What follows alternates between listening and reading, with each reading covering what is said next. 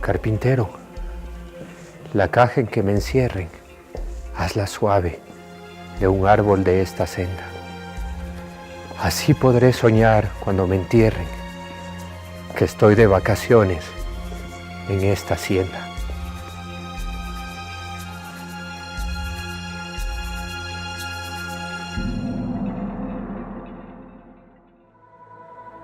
Banco del Austro presenta Alfonso Moreno Mora. Cuando nació Alfonso Moreno Mora, estaba en el gobierno una corriente política de equilibrio, de transición muy cuencana, que se llamó progresista. Mi abuelo nació el 25 de abril de 1890. Alfonso Moreno Mora nace en la administración de Antonio Flores Gijón. Alfonso Moreno Mora pertenece a una familia fundamentalmente dedicada al arte y particularmente a la literatura. Pertenecía a una aristocracia que podríamos llamar una aristocracia rural, familia de agricultores, pero con ciertas posibilidades económicas que le permitían llevar una existencia dedicada al arte y a la literatura. Bueno, para principios del siglo XX, pues Cuenca es efectivamente una ciudad pequeña, realmente muy pequeña. Entonces Cuenca es, como digo, una aldea grande, donde todos se conocen, una ciudad aislada del mundo exterior y aislada también de los grandes centros urbanos del país. Esto del aislamiento le permitió a Cuenca tener un desarrollo endógeno, es decir, crecer por sus propias fuerzas. Cuenca no había superado los límites de la ciudad, que eran los mismos límites con que se había erigido, y no crecía la ciudad. Bien, Alfonso Moreno Mora, como casi todos los cuencanos, comenzó por estudiar en el colegio Benigno Malo, luego en la universidad, y ahí se formó de farmacéuta. Fue educador también, trabajó en el colegio Benigno Malo y trabajó en la parte administrativa en la Universidad de Cuenca. Era amigo personal de Remigio Crespo Toral, entonces él fue secretario de la Universidad de Cuenca y luego secretario de la Facultad de Medicina. Con ingresos pequeños, pero para atender a su hogar, que fue pobre y que nunca tuvo una casa. Éramos vecinos. Claro, al frente era la puerta, Juan Jaramillo y Luis Cordero. Yo iba mucho por la amistad con los hijos de Alfonso Moreno Mora, especialmente de Eugenio Moreno. Eugenio era un amigo muy especial para mí. De tal manera que ellos vivieron en un ambiente de pobreza, a pesar de que el hermano de la esposa era un hombre poderosísimo, Miguel Heredia Crespo, uno de los grandes exportadores de sombrero de paja toquilla. Uno de sus hermanos fue el primer alcalde de Cuenca, Luis Moreno Mora. De Alfonso Moreno Mora nace la idea de hacer la fiesta de la lira en Cuenca. Y él transmitió esta idea a Remigio Crespo y a Honorato Vázquez. Ellos apoyan la idea y se hace realidad. La primera fiesta sé que se dio a la orilla del río. Fue el evento más importante de la cultura en esos tiempos y congregó a los mejores creadores de poesía de Cuenca y del país. Que era como revivir un poco lo que se hacía en Europa, en España, y rendir culto a la creación poética. Él nunca publicó un libro mientras vivió, a pesar de que le ofrecieron. Lo que sí realizó es revistas literarias. Él siempre se dedicó más bien a difundir la poesía de otros poetas y también allí en esas revistas publicaba sus poemas. Su gran pasión fue la poesía. Autobiografía es el poema clave para conocer qué y quién es Alfonso Moreno. Autobiografía es de lo más sutil, de lo más delicado que se ha creado en general en la poesía ecuatoriana, ¿no? Esa percepción de la naturaleza, que es la percepción de la propia vida, ¿no? La percepción de la propia identidad. La naturaleza está dentro del poeta. Mi vida, una mariposa. Mi vida, una mariposa. El vidrio de una ventana. Afuera el jardín, la rosa, la gracia de la mañana. Ver y no gozar la vida, corta para tanto anhelo, y sentirla cohibida con dos alas para el vuelo. Afuera la primavera, revuela, canta, perfuma, la luz del sol reverbera, se ve en el agua la espuma. Todo está en amor, amorío, amor, pasión y locura. De volar sería mío el jardín de la hermosura. Es curioso, sobre todo en autobiografía, el ser psíquico de Alfonso Moreno se define por la hipersensibilidad y por la astenia.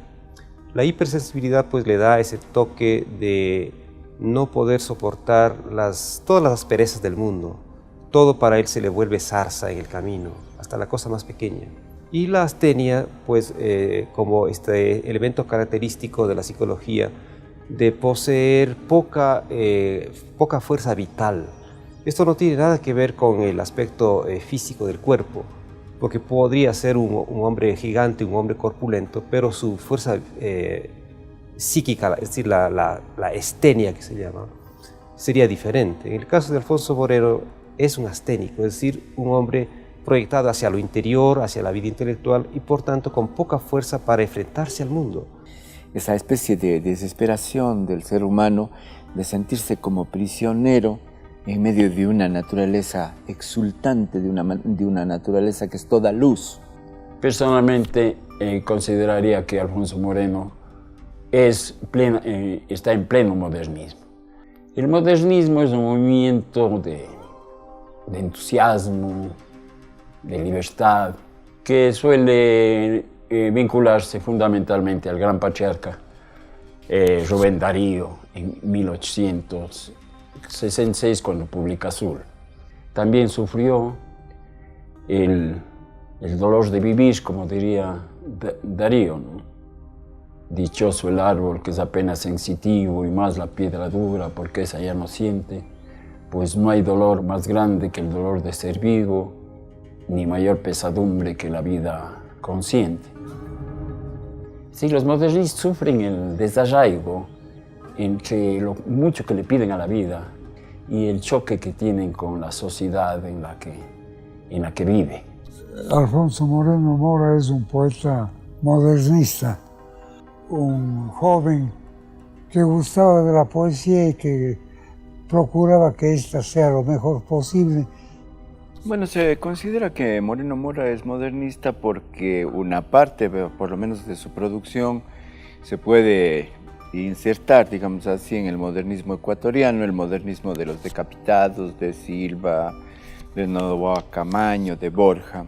Carlos se llamó de la generación decapitada, la mayor parte de ellos se suicidaron. El mejor de todos es Medardo Ángel Silva. Le quieren encasillar en la generación decapitada. No hay consenso sobre eso, pero él sobrevivió con mucho tiempo a ellos. Así quedó el término fue muy feliz, tuvo mucho éxito, tuvo mucha suerte. Ahora no se habla de modernismo, se habla más bien de generación decapitada. Pero Alfonso Moreno sí es un paso adelante, sí es un eslabón hacia la vanguardia. Porque en él sí hay una preocupación por su tiempo, por su ciudad y por el rol del poeta.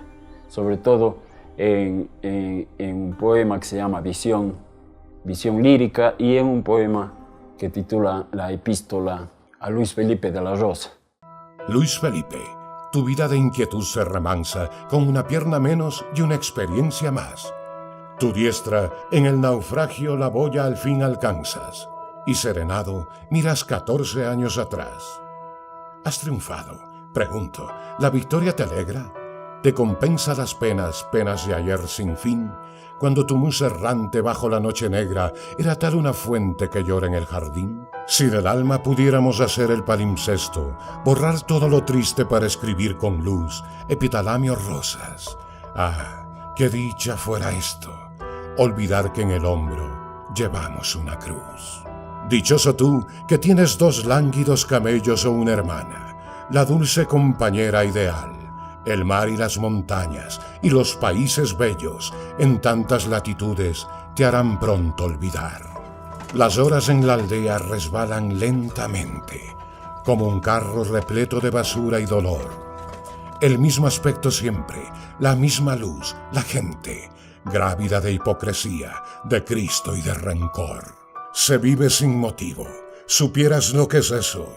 Está ya en mí extinguida el ansia de vivir, y sin embargo sigo como un can con un hueso, royendo la infinita tristeza de existir. La epístola es de los poemas más duros que escribió Moreno Mora, ¿no? Porque es una especie de confesión de su situación poética en un medio vulgar, un medio común, en un medio que no le entendió jamás, digamos, ¿no? No solamente que ha sido maltratado por la crítica literaria, sino incluso se lo ha olvidado. Hay una explicación. En vida, Alfonso Moreno Mora no tuvo la posibilidad de publicar absolutamente nada. Sus textos, sus poemas, sus ensayos estaban dispersos en algunas revistas de muy escasa circulación.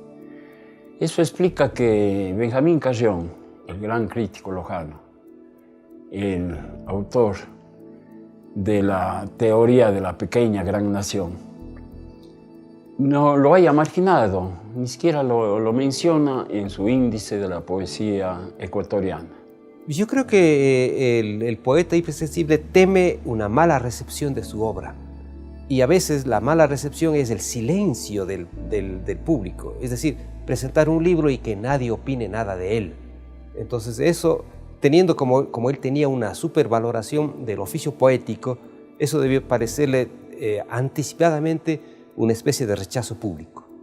Pero yo creo que hay una intensa tristeza, una intensa melancolía en todo lo grande que él escribió. Es decir, siempre, hasta la naturaleza que evoca se vuelve una naturaleza melancólica. Ni se diga cuando él habla de sí mismo o de su amor perdido o de las evocaciones de la juventud, ¿no? Incluso Alfonso Moreno Mora gana en la tercera, en la cuarta y en la octava fiesta de la lira. Él gana el primer premio con su poema famoso que es Jardines de invierno, gana en el año de 1922.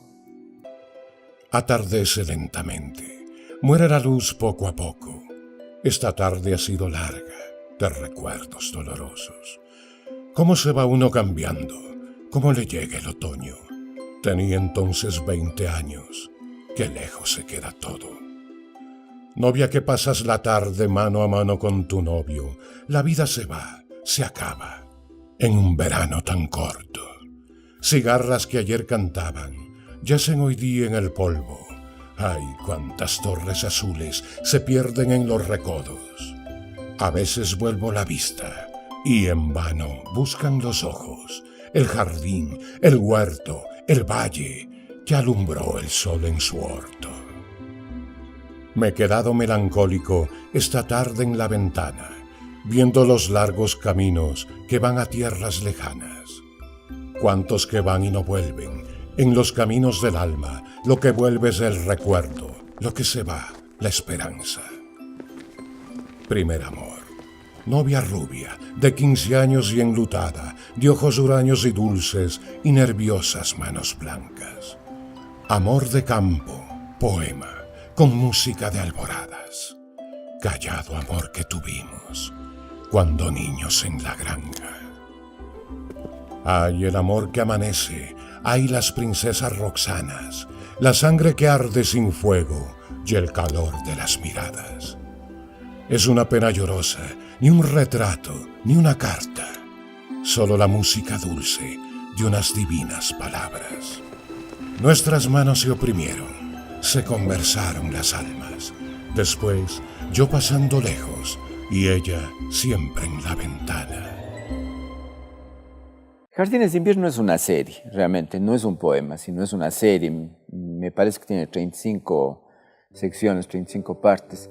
Un poeta extraordinario que atesoró dentro de sí toda una serie de recuerdos, toda una serie de imágenes, todo un conjunto maravilloso de evocaciones y las plasmó en una sola gran composición. Bueno, la leyenda dice que él se había enamorado desde muy niño y luego de joven, de adolescente, de una prima, de Carmela Moreno Serrano, hija de Miguel Moreno, que la casa de ella era contigua a esta casa de esta hacienda. Entonces las vacaciones se pasaban juntos. Había, yo pienso, una gran amistad y luego creció ese amor de ellos, de adolescentes.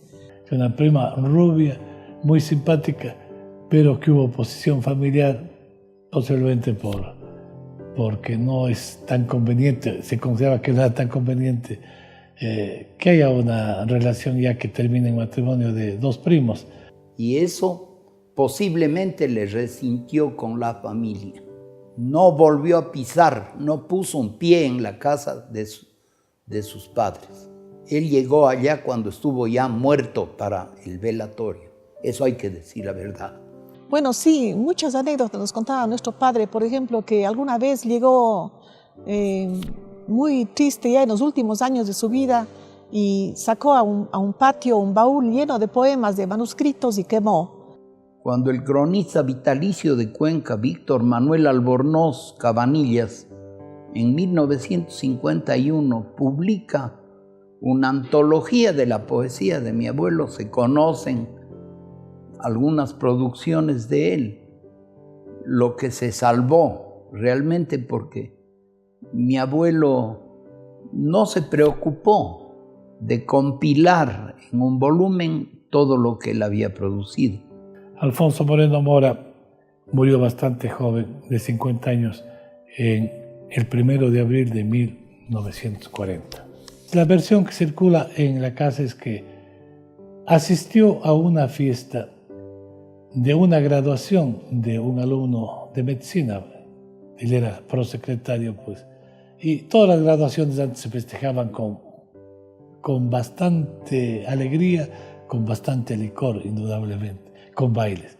Y entonces parece que en esa fiesta a él le dio un primer infarto y le bajaron hasta la calle, y en la calle estaba una cantina, y de ahí viene la versión de que murió en una cantina.